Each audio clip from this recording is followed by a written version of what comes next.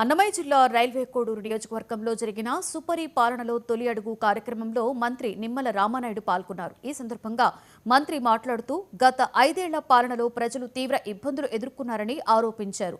రాష్ట్రాన్ని అగ్రస్థానంలో నిలపాలని సీఎం చంద్రబాబు పనిచేస్తుంటే వైసీపీ నేతలు తీరు మార్చుకోకుండా విధ్వంసం చేసేలా రెచ్చగొడుతున్నారని అన్నారు.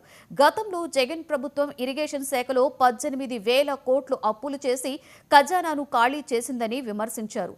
కూటమి ప్రభుత్వం పాలనపై ప్రజలు సంతృప్తిగా ఉన్నారని మంత్రి నిమ్మల పేర్కొన్నారు.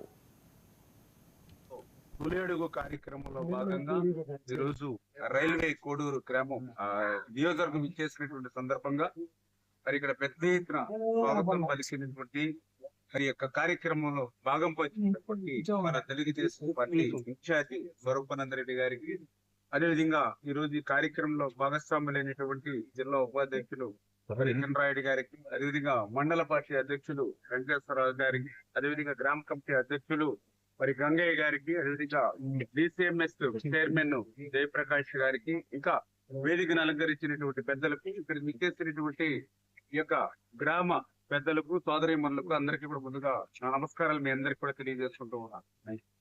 ఈ రోజు సుపరిపాలనలో తొలి అడుగు కార్యక్రమంలో ఏ ఇంటికి